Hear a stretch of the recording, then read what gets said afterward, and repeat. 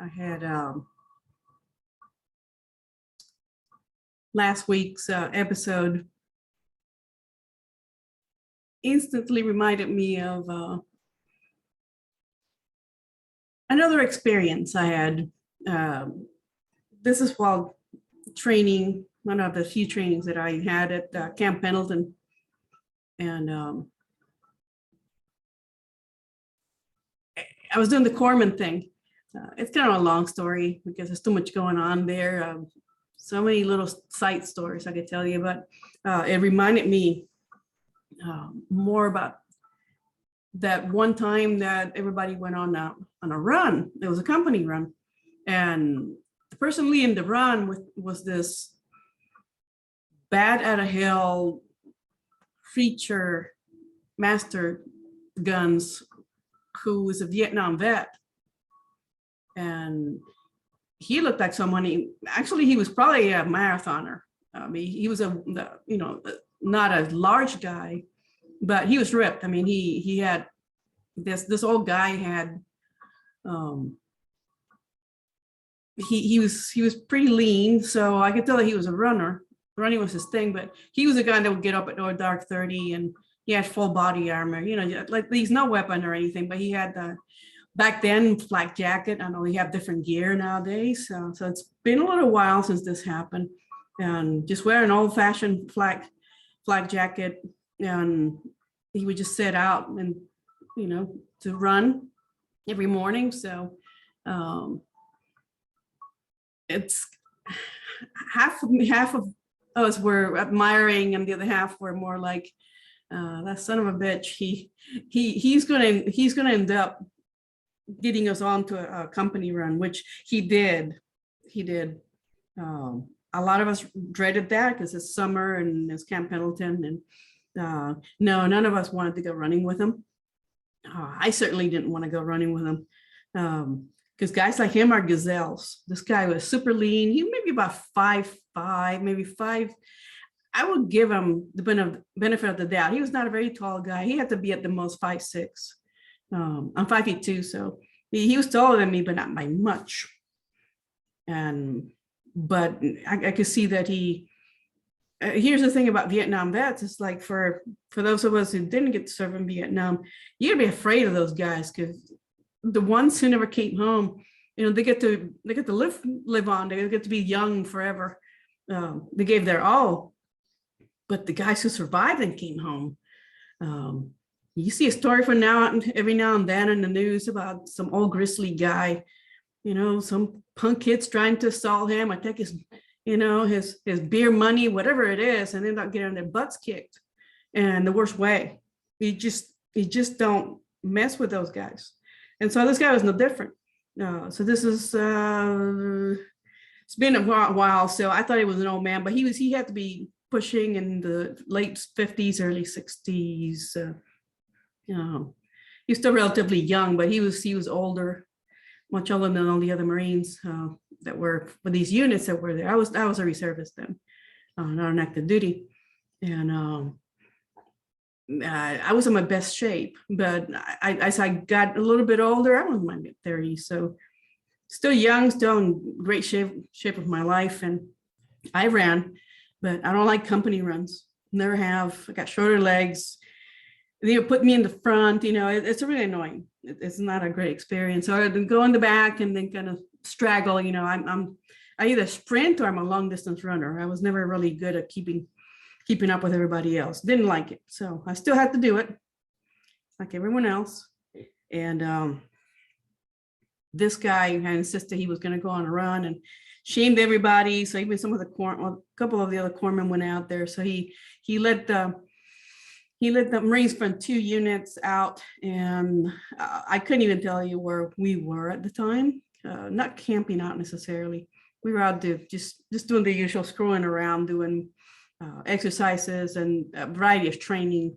And not necessarily in field because we had to sleep in barracks or in Quonset huts. If you don't know what Quonset hut is, look it up.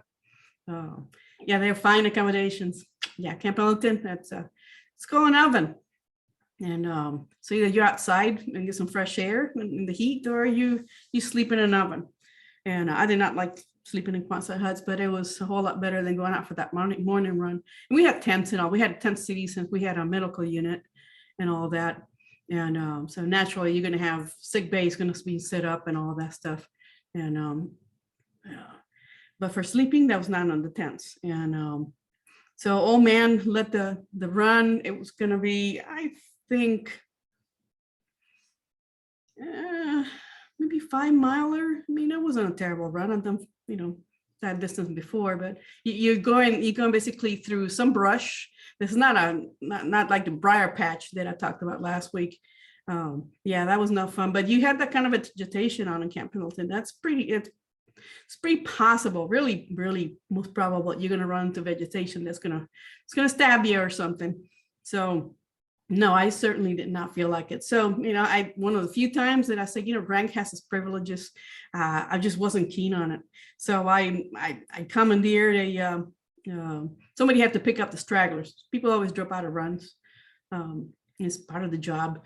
So they got me a driver, a young Marine, and got a truck and capacity, however many gals who could, stick in the back if they start dropping like flies. It was hot, and it's to be expected.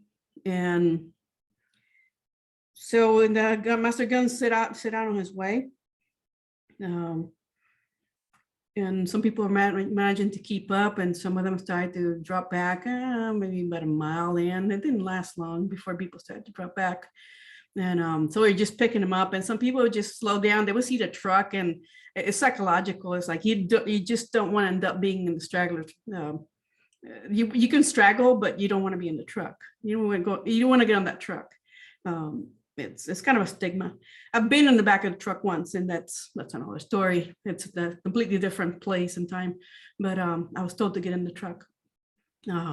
So it's unpleasant, if you're near dying, about to fall out, and it's, you're dehydrated, and you have to command someone, regardless of rank, to get in the back.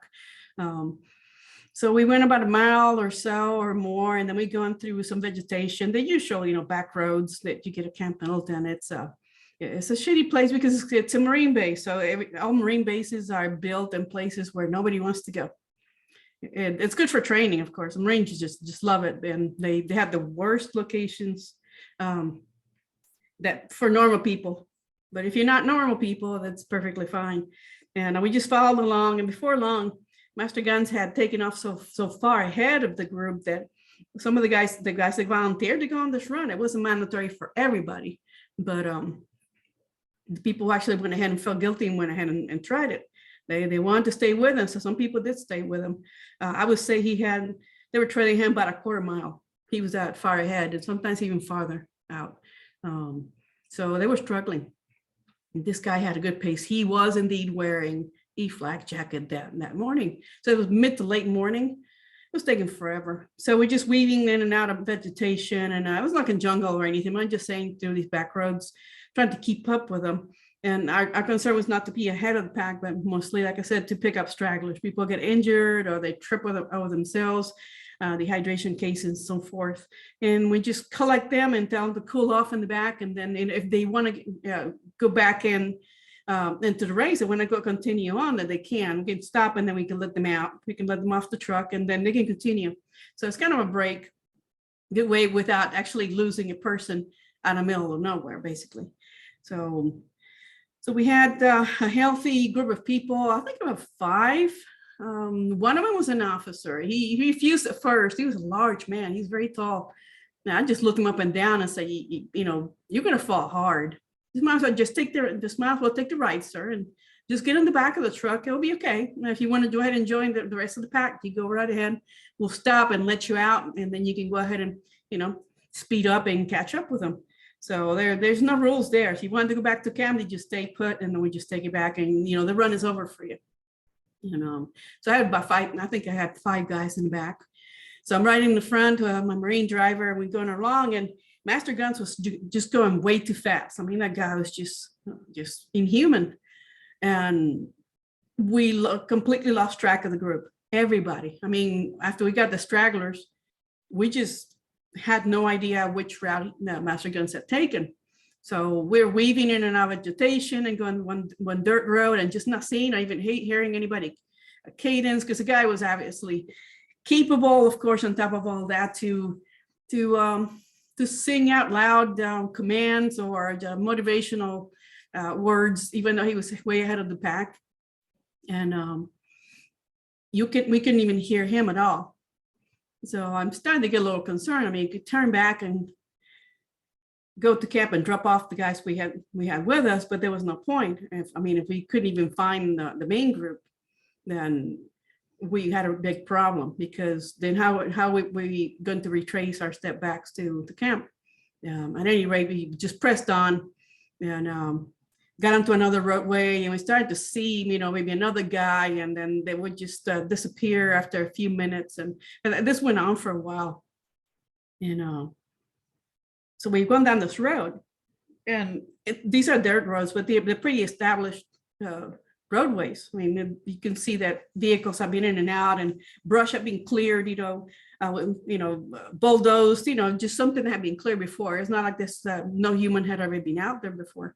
And something told me, just kind of look to my right, and I could see, I told my Marine, look, we need to find the shoreline. If we could see beach, then we can try to intercept them there, and they just kind of wait at the other end of in the beach, not actually get, we had the vehicle, we can actually ride alongside if we had to in the sand.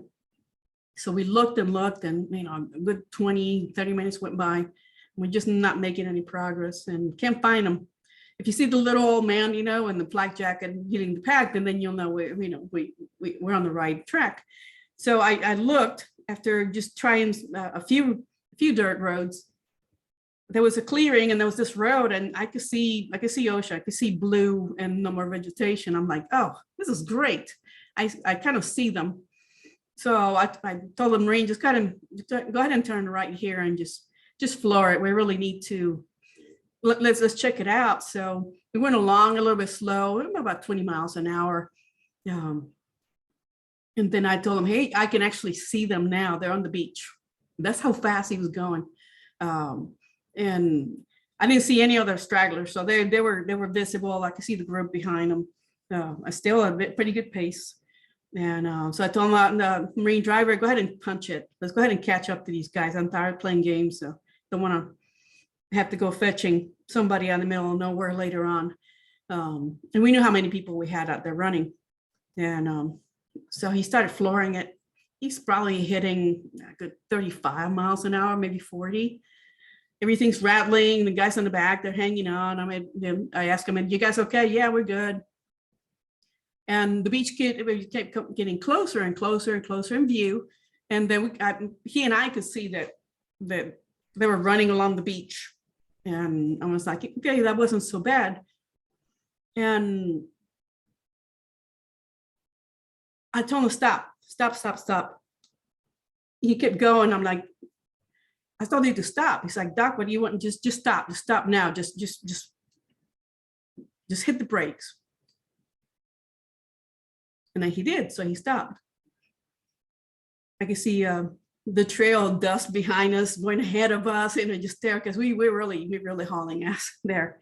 I can still see the beach. I said, let me get out for a minute. Just don't move, okay? Just stay right here. And he said, okay, not a problem. So I got out, slammed the door shut, and I started walking. And I'm getting a vibe.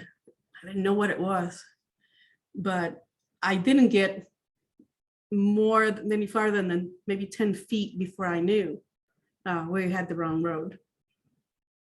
So I turned around and I told him, start backing up. He said, what? I hollered at him because he had the window rolled down, and told him, go ahead and don't anybody get out. Just back up. Just go in reverse, and I'll ground guide you. So a ground guide really is a person who walks, ahead of a vehicle to make sure they make it safely, because you get a pair of eyes, 2 pairs of eyes, the person's driving. And that's a safety thing that we do. That's not unusual, even civilian construction sites, but there are other professions where they do this. But I told them, go ahead and back up a little bit. and just back up until I can tell you, put the fist up, which is basically stop. And then I will get behind you, and then you have to use your mirrors, and then I'll back you up until you can go ahead and turn around. It was kind of tight, so there was not enough room where we stopped to make a 3-point turn. There's not, you don't have, he asked me, can I just go ahead and go forward? And I said, no, don't go forward, just back up. Just back up and I'll tell you where you can turn. And after he turned, and then I got back in the truck, and I closed the door, put my seatbelt on, and I told him, let's get back to that road, and then let's go ahead and continue it on where we turn, make that left and back up and continue on and go down. And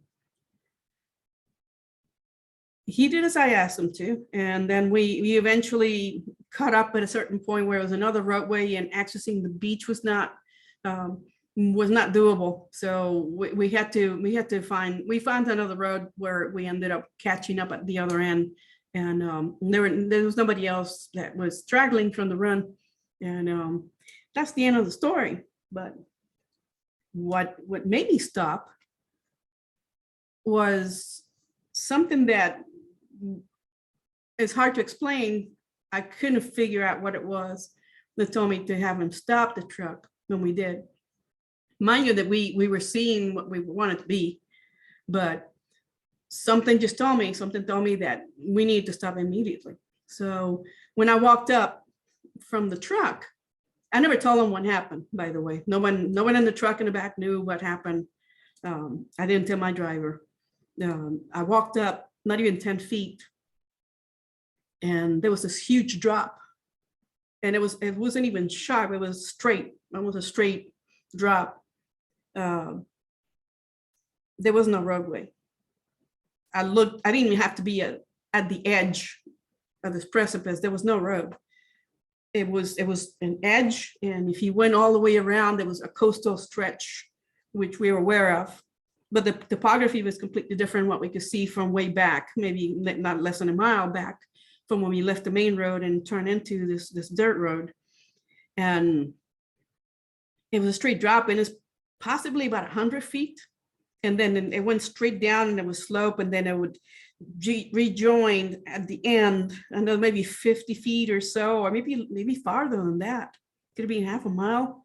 I'm not sure anymore. And there was some more of that briar patch, these prickly plants and other vegetation was running along the coast, along the beach, but it was farther from the beach itself.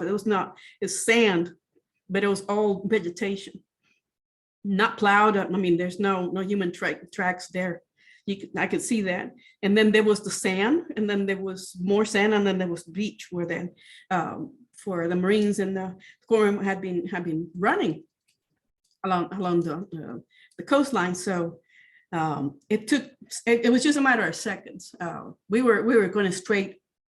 We were fixing to go off a big cliff, and I'm sure it would have been a spectacular fall, and the fireball, and maybe would have been an explosion. I'm sure people at the beach would have noticed us. They were not even paying attention to that, because you don't look up that high.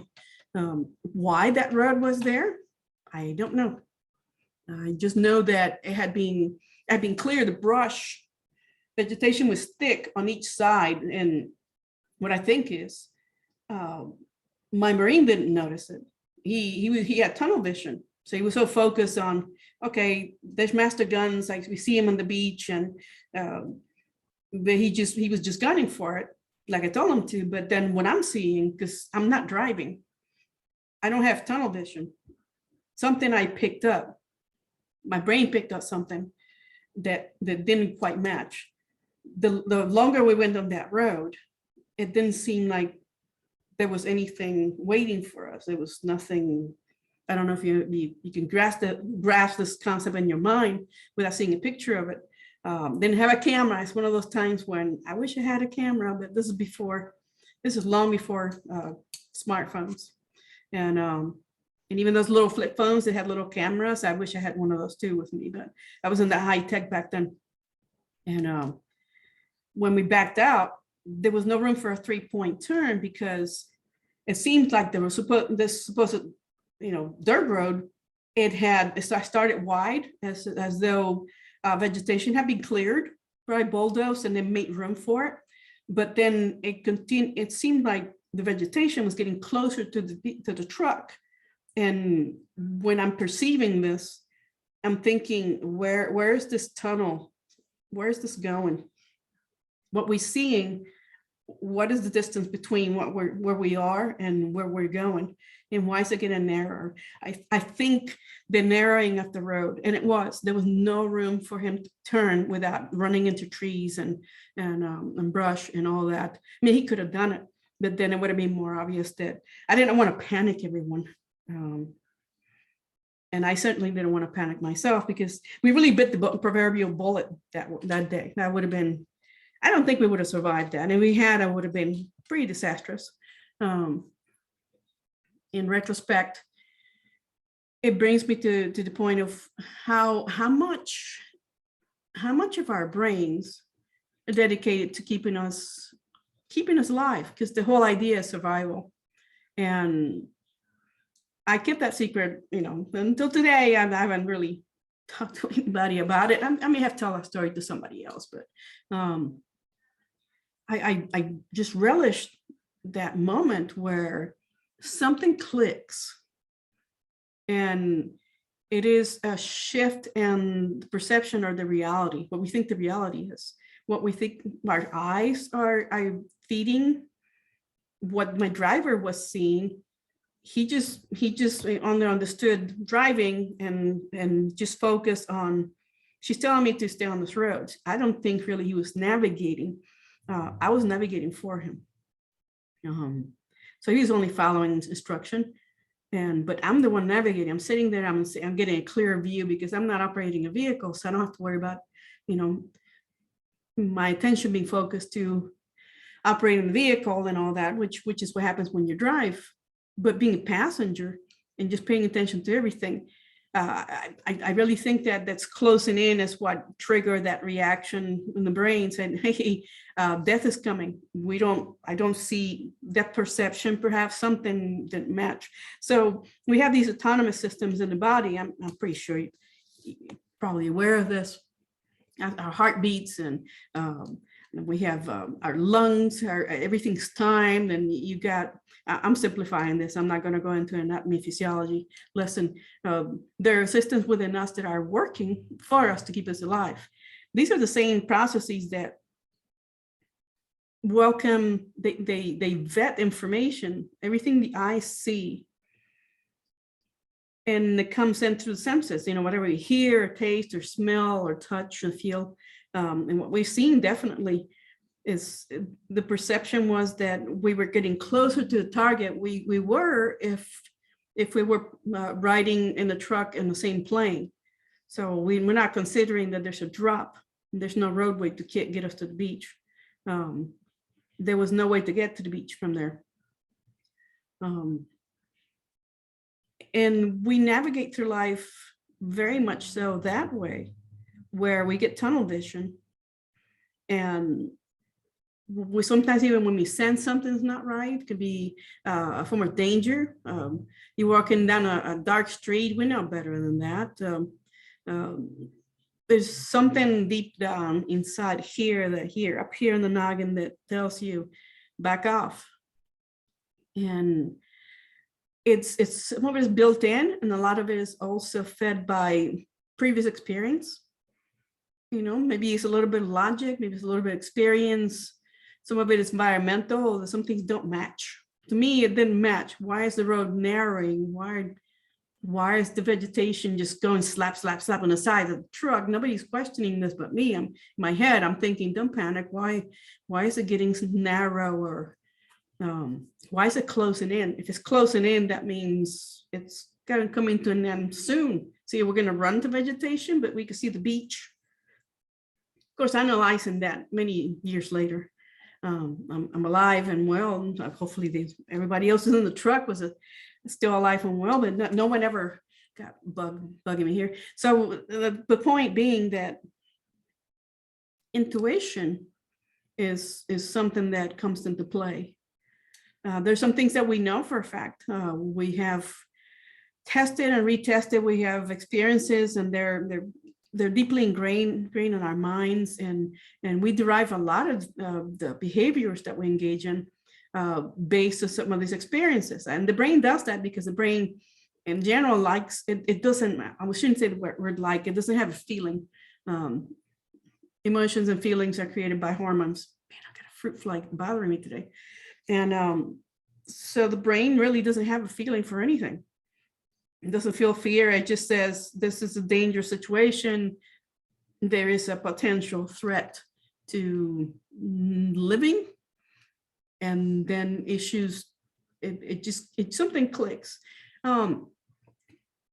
It's also the same mechanism that we have when we're, also being out on the field and training, where I'm just exhausted. And anyone who's ever been in the military would know that. Where they test you to see how you can get past some of these physical limitations. The physical limitation meeting is there's some parameters we have to follow. The mind is infinite, but to push the body through something that it feels is not doable is where this mind body connection comes from.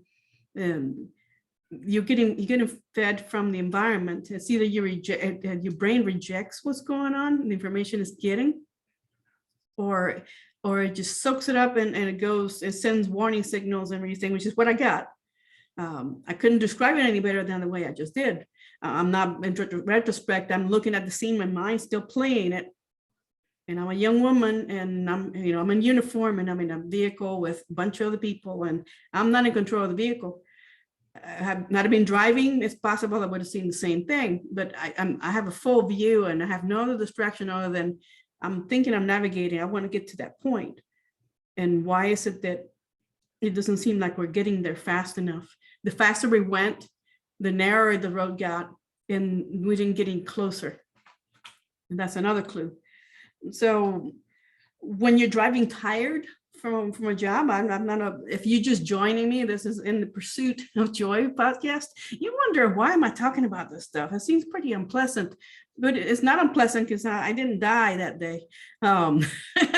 That's always a good thing. So the lesson really should be derived from how processes that go on in our brains and our bodies are totally out of control, from our control. We can't stop.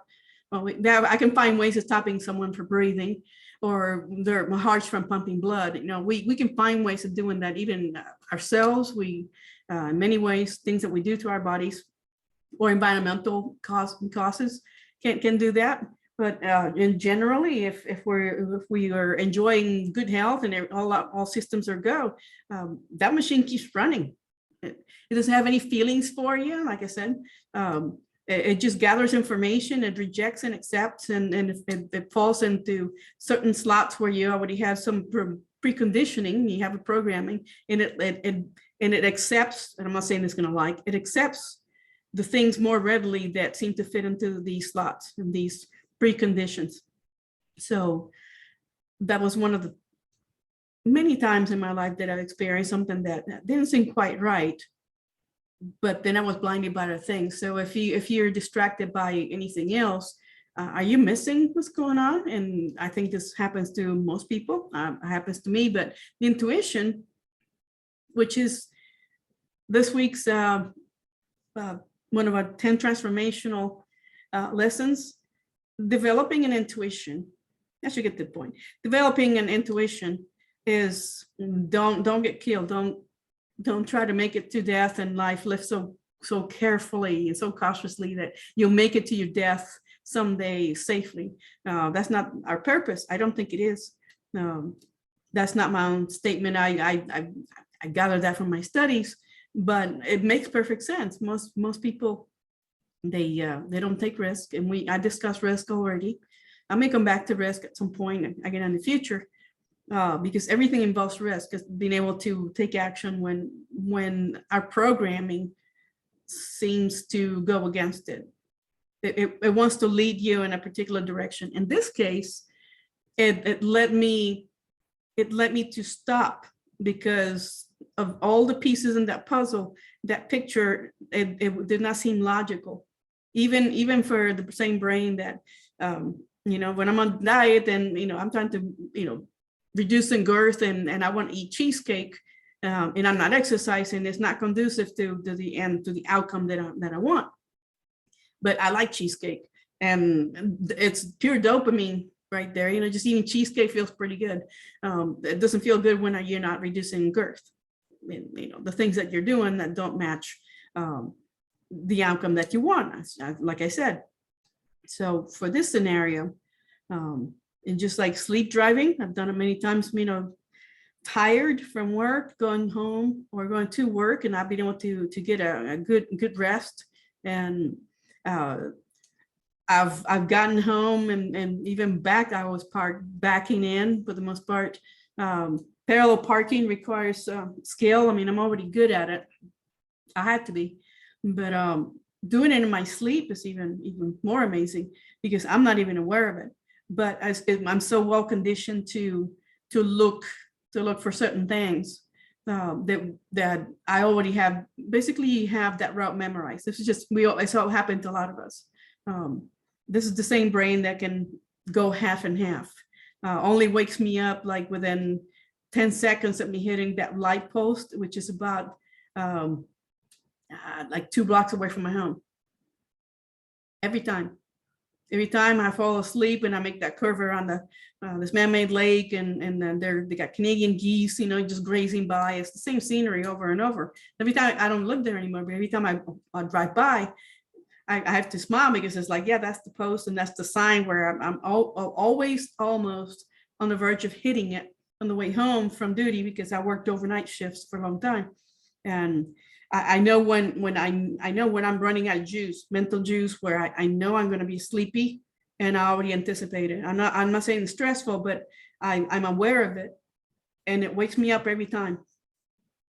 Every time I'm about to hit it, go off the run the curb.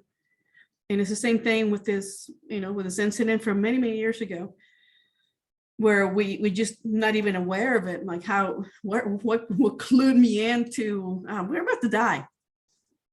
But it didn't come that way. It seemed to be very logical and very quick and to the point and very focused.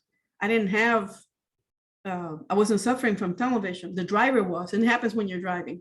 There's so many things you can pay attention to, but you still have to be on a swivel head. But at the same time, I was a navigator. I had the most, the clearer view of what was going on. At the same time, I was a little confused. So conscious mind wasn't quite sure, but something deep down alerted me to stopping. You have one warning, and it was only one warning. It was like what I saw when whatever the clue it was, it clicked, and I said stop. And then it became desperate of stop, please stop. I know what I told you to go very fast, but I needed to stop now. No point in telling them what happened because it didn't happen. It was averted. So intuition is also something where we learn to be more discerning and careful how we vet things we do, ventures that we get into, relationships, how we choose, especially when we choose business partners or intimate partners, or we deal with any other people in business or in school, anything. You have to be able to tell the difference between a favorable situation, and we create our own situations, by the way, not saying that they come at us. We seem to place ourselves in a place where we're not prepared to engage others or to partake in a certain activity. It's just there's something that tells you from within that it's not going to happen, but we have to be able to tell way ahead of time before any problem arises that we're getting deep into something that we may not be prepared to do. And so tonight and this week, I'd like to think about working on your own intuition. Sometimes the voices in your head, I had a conversation with someone I know very well who surprised me recent months with a declaration that they're their intimate partner was not such a great person after all, and they were holding them back, and it was just a really bitch session. It was just, this person was stressed. There was something going on pretty big, but I'm going through that martyr, the victim topic that I discussed last week. Don't play the victim. This person was going, it's always forever going to the martyr. A martyr is a victim. A martyr is not, they don't do things to, if you're a martyr because you think the sacrifice is worthy of any sense of comfort or safety for yourself, that's a different story. I can probably talk a whole 30 minutes more about people who just do things for others that where they derive a great sacrifice to whatever they want. They go above and beyond. That's not the kind of martyrdom I'm talking about. It's the victim mentality, but was one and the same in this case.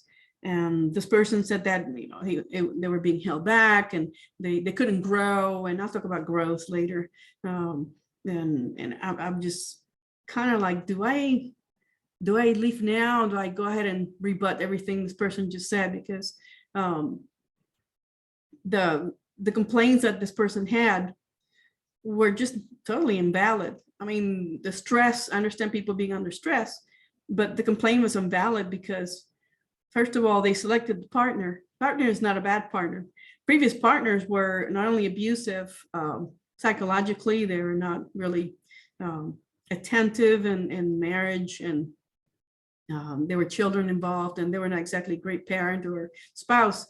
And there were comparisons made between the ones that were really bad from before that somehow have come back in their life just as friends and are supportive now after the fact. And some people do change a little bit. They do feel guilty. A lot of people just don't change. They're just still playing the same game. They're trying to make themselves look good and comparing what they have now, which is exactly what they asked for, but it doesn't seem to be enough. They're comparing somebody who's total opposites, but being so angry and dissatisfied that they're not seeing how they selected something better, but they don't accept it, and it's not good enough. So when they get it, they're not really able to handle it. They wanted to change it, and I mentioned that, sometimes you have to listen to your intuition about, when you deal with people. They tell you sometimes your mind just simply tells you this isn't a good thing, or it is a good thing. That's just why you went ahead and selected this person. And the response was more like, well, because you have intuition doesn't mean it's all good. I mean, listen to the voices in your head. I mean, they're telling you negative stuff, you put it there. That was my only answer. So with this week topic about intuition is when you notice things change, a shift in time and space. I'm not talking about numerology, or because I know some people they get into that. I do study that stuff, and there's some validity to it because they're random patterns, and I don't think anything is random, and everything's coincidental. If the timing, something happens, I believe that there's a logic to things that happen. So it's a chain reaction. If you hit something that you consider to be positive, sometimes more positive comes with it because it's already on that path. You hit something that you consider to be negative, there's going to be some things that are going to be attached to that, different events and interactions with other people that kind of feed into that negativity, or at least that pattern that you don't want to get caught in, but you did something, you didn't pay attention to the brush getting really close and then the road narrowing all around you as you're doing top speed on the road to nowhere.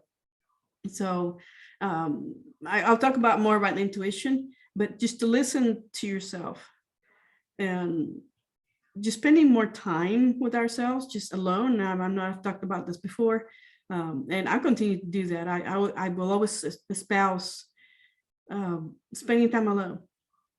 So family and friends, they get offended. Just say, hey, I just got things to do. You don't have to explain why to everyone. I just want some time alone. I need to do something. I want to read. I want some quiet. Just plain and simple. Should be able to command some time to yourselves, and just really think about what's going on really deep inside, and spend time to yourself, developing the art of just listening and experiencing things around you, and analyzing, versus just kind of experiencing with no regard to the meaning. I don't mean that everything has to have meaning to for you to make sense of life, but to listen. And I said the voices in my head because they're it's firmly tongue-in-cheek. There's a lot of validity in that. The self-talk, in that incident, before going off a cliff, there was no self-talk. There was no wake up, some danger is coming. There were patterns, and once the patterns came together, they didn't come together. Something didn't match. Everything has to match. I think this coincidences are supposed to be happening. That's why it's called coincidence. If you read anything about from Wayne Dyer, he talks about coincidences that I used to believe complete opposites. Like, isn't that a coincidence? Well, coincidence is something that actually they bump into each other for a reason. There's an attraction. There's some conditions that have been met, and that's why these events or people or circumstances, they don't collide. They simply connect.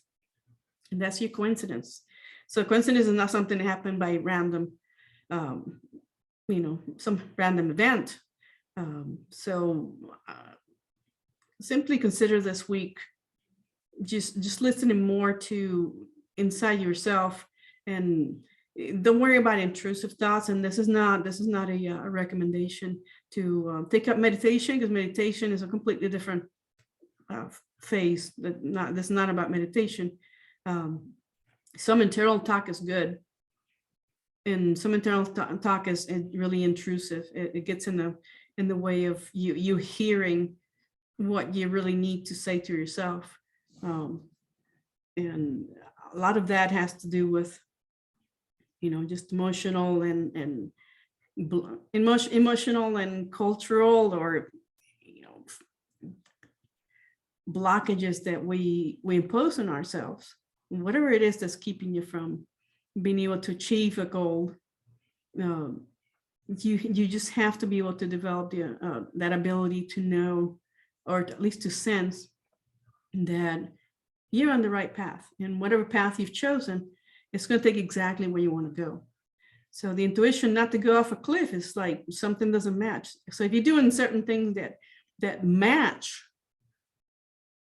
your objective, that's kind of a quick way to develop intuition. I'll go into intuition more in depth at some point in the future, but this is just an